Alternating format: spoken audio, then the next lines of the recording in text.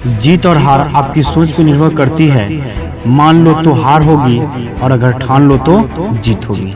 जब तक आप अपने आप से न हार जाओ तब तक दुनिया की कोई भी ताकत आपको हरा नहीं सकती है। जब प्रॉब्लम पर ध्यान लगाओ तो गोल दिखना बंद हो जाएगा और जब गोल पर ध्यान लगाओ तो प्रॉब्लम दिखना बंद हो मैथ्स के सर मैं आप सभी को पोटेंशियल अकेडमी में स्वागत करता हूं। आज मैं बात करूंगा एक चैप्टर जो आपका प्रायिकता से संबंधित है इसके बारे में।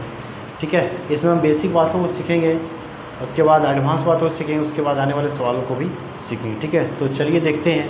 सबसे पहले आपको ये पता होना चाहिए कि भाई प्रायिकता क्या है। ठीक है, तो किसी भी घटना को जब हम अंकगणितीय रूप में व्यक्त करते हैं तो वो आपका क्या कहलाता है? प्रायिकता। चाहे कोई भी घटना हो, अगर उस घटना को अंकगणितीय रूप में व्यक्त किया जाता है तो वो आपका प्रायिकता कहलाता है। जैसे अगर बात की जाए कि एक सिक्का को फेंका जा रहा है तो एक सिक्का को फेंकने पर क्या आता है? या तो हेड आएगा नहीं तो टेल आएगा।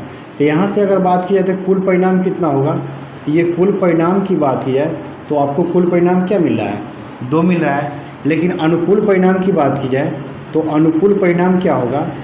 तो अनुकूल परिणाम जो होगा वो आपका कितना होगा? तो आपको इस बात पर ध्यान देना है कि भाई सिक्का को आप फेंक रहे हैं तो क्या आने की प्रायिकता पूछा जा रहा है। सवाल में जो पूछा जाएगा वही आपका अनुकूल परिणाम आएगा। जैसे अगर एक सिक्का को फेंका गया है तो हेड आने की क्या प्रायिकता? अगर ये पूछा जाता है कि हेड आने की क्या प्रायिकता है तो हेड कितना बार आएगा? एक बार, तो अनुकूल परिणाम 1 होगा। अगर ऐसा कंडीशन होता है कि भाई टेल आने की क्या प्रायिकता है तो टेल 1 बार आएगा, क्योंकि एक ही बार फेंक रहे हैं तो एक ही बार आएगा। तो उस स्थिति में कुल परिणाम की संख्या यहाँ पे अनुकूल क्या हो जाएगा? 1 हो जाएगा। तो कुल भले ही 2 होगा लेकिन अनुकूल की बात की तो आपको क्वेश्चन पे डिपेंड करता है कि क्या पूछा जा रहा है। ठीक है, जो पूछा जा रहा है वही आपका अनुकूल परिणाम की संख्या होगा। तब आप यहाँ से प्रायिकता को दिखाएंगे तो प्रायिकता बराबर क्या होगा? तो प्रायिकता बराबर होता है अनुकूल परिणाम की संख्या, अनुकूल परिणाम की संख्या बटा कुल परिणाम की संख्या, कुल परिणाम की संख्या, यानी कि अनुकूल परिणाम संख्या बटा कुल परिणाम की संख्या। जैसे अगर कोई घटना ई घटता है, मान लीजिए कि कोई घटना जो है वो आपका ई घटित होता है तो यहाँ से पी ऑफ ई बराबर जो होगा वो क्या हो जाएगा? तो ये हो जाएगा आपका एन ऑफ ई बटा एन ऑफ एस, यानी कि यहाँ से प्रायिकता निकालने की जब फार्मूला बनेगा वो आपका क्या हो जाएगा? एन ऑफ ई बटा एन ऑफ एस। अब बात करते हैं सिक्का के बारे में। ठीक है, तो सिक्का के बारे में क्या है कि अगर आप एक सिक्का को फेंकते हैं तो अगर आप एक सिक्का को फेंकते हैं तो एक सिक्का को फेंकने पर क्या होता है? या तो सिक्का हेड आएगा नहीं तो टेल आएगा, हेड आएगा नहीं तो टेल आएगा। यानी कुल परिणाम की बात की है तो कुल परिणाम जो मिलेगा वो आपका कितना हो गया? 2 हो गया। और अनुकूल आपके सवाल पे डिपेंड करेगा। ठीक है, अनुकूल आपके सवाल पे डिपेंड करेगा। जैसे इसको बोलते हैं नंबर ऑफ एस। अगर मान लीजिए कहता है कि हेड आने की प्रायिकता क्या होगी तो अनुकूल परिणाम क्या होगा? नंबर ऑफ ई जो हो जाएगा वो आपका 1 हो जाएगा। तो यहाँ से अगर आप प्रायिकता निकालते हैं तो प्रायिकता जो पी ऑफ ई बराबर होगा वो क्या हो जाएगा? N of E by n of S, यानी कि यहाँ से हो जाएगा 1/2।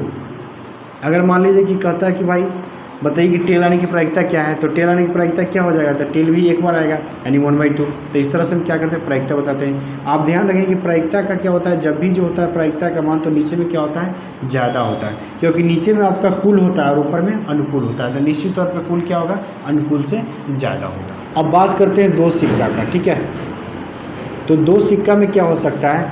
तो हो सकता है कि दोनों सिक्का हेड आ जाए, हो सकता है दोनों सिक्का टेल आ जाए, हो सकता है एक टेल आ जाए एक हेड आ जाए, या हो सकता है एक हेड आ जाए और एक टेल आ जाए। तो यहाँ से अगर बात की जाए तो कुल परिणाम कितना मिल रहा है? तो यहाँ से कुल परिणाम आपको 4 मिलेगा, यानी कि नंबर ऑफ एस की बात करें तो यहाँ से नंबर ऑफ एस क्या मिलेगा? 4 मिलेगा। अब जैसे यहाँ पे बात की जाए तो आप ऐसे भी कुल निकाल सकते हैं। अब यहाँ पे बताइए कि एक सिक्का में क्या होता है? 2 साइड होते हैं, 2 पक्ष होते हैं, एक हेड नहीं तो टेल। ठीक है, तो 2 का स्क्वायर कर दी यानी क्या होगा? तो क्या हो जाएगा? 4 हो जाएगा। क्योंकि हेड और टेल होता है तो इसके लिए 2 लिखिए और 2 सिक्का फेंका इसलिए स्क्वायर कर दीजिए, यानी कि आपको जो यहाँ से मिलेगा वो क्या हो जाएगा? 4 हो जाएगा। ठीक है, अब आपको यहाँ से ये पूछा जा रहा है कि कम से कम एक हेड आने की प्रायिकता क्या है? तो देखिए कम से कम एक हेड आने की प्रायिकता, अधिक से अधिक 2 आ सकता है लेकिन कम से कम 1 आना चाहिए। तो यहाँ भी आ रहा है, यहाँ भी आ रहा है, यहाँ भी आ रहा है। तो यहाँ से अगर नंबर ऑफ ई की बात करें तो नंबर ऑफ ई क्या मिलेगा आपको? 3। तो यहाँ से अगर आप प्रायिकता निकालते हैं यानी कि पी ऑफ ई जो होगा वो क्या हो जाएगा? N of E by n of S, यानी कि क्या हो जाएगा? ये आपका हो जाएगा, तो ये हो जाएगा आपका 3 बटा कुल 4। ये इस सवाल का आंसर होगा। अब बात करते हैं 3 सिक्का के बारे में। तो 3 सिक्का में क्या होता है? तो देखिए हो सकता है ये तीनों हेड आ जाए, हो सकता है तीनों टेल आ जाए, हो सकता है एक हेड एक टेल आ जाए, हो सकता है एक टेल एक हेड आ जाए, ठीक है, टेल हेड टेल आ सकता है, हो सकता है दोनों टेल आ जाए और एक हेड आए, हो सकता है दोनों हेड आ जाए और एक टेल आए, ठीक है। अब ये भी हो सकता है कि एक टेल आ जाए दोनों हेड आ जाए, या ये भी हो सकता है कि आपका यहाँ से अगर देखा जाए तो ये भी हो सकता है कि एक हेड दो टेल आ जाए। तो इस तरह से अगर बात की जाए तो यहाँ से अगर कुल परिणाम की बात की जाए तो यहाँ से कुल परिणाम आपको क्या दिख रहा है, तो कुल परिणाम आपको 8 दिख रहा है। यहाँ से अगर आप कुल परिणाम निकालते तो आप यहाँ से ये भी निकाल सकते हैं, तो 2 का क्यूब यानी कि 8 आ जाएगा। अब यहाँ पर अगर सवाल, अब आपको जैसा भी सवाल पूछेगा उस तरह से हम क्या कर सकते हैं, इसको सॉल्व करेंगे। अब बात करते हैं पासा के बारे में, ठीक है। तो पासा में क्या होता है कि 1 2 3 4 5 6, यानी कि पासा में ये होता है कि आपको 1 से लेकर 6 तक अंकित होता है। तो अगर आप एक पासा को फेंकते हैं तो उसमें कुल परिणाम क्या होगा, तो एक पासा को फेंकिए तो 1 आएगा, 2 आएगा, 3 आएगा, 4 5 और 6, यानी कि इसमें कुल परिणाम कितना हो जाएगा, एक पासे को फेंकने पर इसमें कुल परिणाम आपका 6 मिलने जा रहा है। लेकिन वही 2 पासे की बात की जाए तो 2 पासे की बात की जाए तो 2 पासे में कुल परिणाम कितना आएगा, तो 2 पासे में कुल परिणाम जो आता है वो आपका 36 आएगा।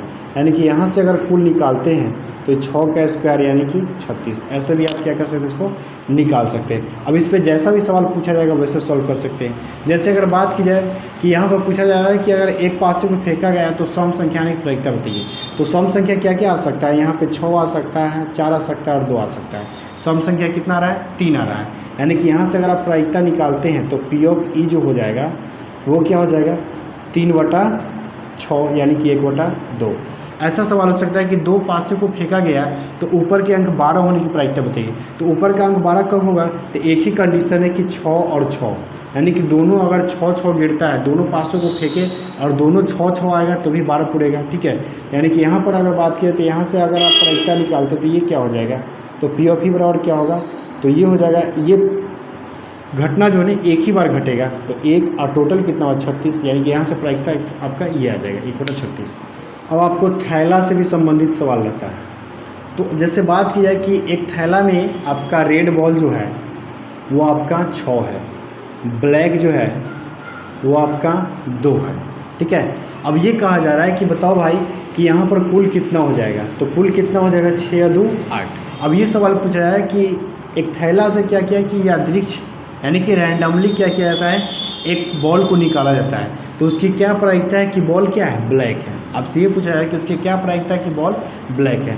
तो अब यहाँ से एन ऑफ एस की बात की है तो एन ऑफ एस तो आपका 8 मिल गया। अब जो घटना घटने की बात की जा रही है, तो घटना जो हो रहा है कि ब्लैक को निकाला जा रहा है, तो एन ऑफ ई जो हो जाएगा यहाँ से क्या हो जाएगा 2।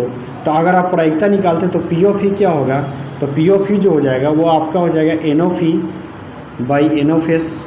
तो यहाँ से ये क्या हो जाएगा 2/8, यानी कि इसे और छोटा करते क्या होगा 1/4, और यही सवाल का आंसर होगा। अब बात करते हैं ताश, ठीक है। तो ताश के बारे में, तो ताश में जो होता है ना आपका 52 पत्ती होता है, इसमें पत्ती की संख्या क्या होती है 52 होती है। अब आप ध्यान रखिए कि यहाँ पे जो लाल पत्ती की बात की जाए तो लाल पत्ती जो होता है वो आपका 26 होता है, और काला पत्ती की बात की जाए तो इसमें काला पत्ती जो होता है वो अभी आपका 26 होता है। ये पत्ती जो होता है ना 13 भागों में बटा होता है। जैसे ये बटा होता है आपका ठीकरी, ठीकरी इसका 13 होता है, चिड़िया आपका 13 होता है। उसके बाद बात की जाए लाल पान, तो लाल पान जो होता है वो भी आपका 13 होता है। और बात की जाए काला पान की तो ये भी जो आपका होता है वो 13 होता है। अब देखिए इसमें क्या होता है कि सभी पत्तों में इक्का होता है, इसमें भी एक इक्का, इसमें भी एक इक्का, इसमें भी एक इक्का और इसमें भी एक इक्का। सभी पत्तों में क्या होता है इक्का होता है, यानी इक्का की संख्या 4 होती है। वही बात की जाए अगर रानी का, ये इक्का हो गया। अगर रानी की बात की जाए तो रानी का यानी कि क्वीन का, तो क्वीन भी होगा तो इसमें भी एक होता है, इसमें भी एक होता है, इसमें भी एक होता है, ठीक है। इस तरह से सभी में क्या होता है क्वीन होता है। तो इस पर जैसा भी सवाल पूछा जाएगा आप वैसे क्या करेंगे सॉल्व करेंगे। जैसे अगर यहाँ पे अगर बात की जाए कि बताइए कि लाल पत्ता होने की प्रायिकता क्या है, तो लाल पत्ता होने की प्रायिकता क्या हो जाएगा, तो यहाँ से आप पहले आप देख लीजिए कि लाल पत्ता की संख्या क्या हो जाएगा, यानी कि नंबर ऑफ ई जो हो जाएगा लाल पत्ता क्या हो जाएगा 26। नंबर ऑफ एस की बात की जाए तो टोटल कितना हो गया 52। यहाँ से अगर आप पी ऑफ ई निकालते तो पी ऑफ ई बराबर क्या होगा, तो पी ऑफ ई जो होता है वो आपका एन ऑफ ई बटा एन ऑफ एस यानी 26/52, यानी यहाँ से क्या हो जाएगा 1/2। तो जैसा भी सवाल आपसे पूछा जाएगा वैसे सॉल्व कर सकते हैं। महत्वपूर्ण बात ये है कि प्रायिकता का अधिकतम मान जो होगा, अधिकतम मान ये आपका 1 होता है, 1 से ज़्यादा प्रायिकता नहीं होता है। ठीक है, किसी घटना की प्रायिकता मान क्या होता है 1 होगा, 1 से ज़्यादा नहीं होता है। अगर इसी में बात करते हैं असंभव घटना, तो असंभव घटना की जो प्रायिकता होगी वो आपका 0 होता है, क्योंकि कोई घटना घटेगा ही नहीं तो उसका प्रायिकता क्या होगा, ठीक है 0 होगा।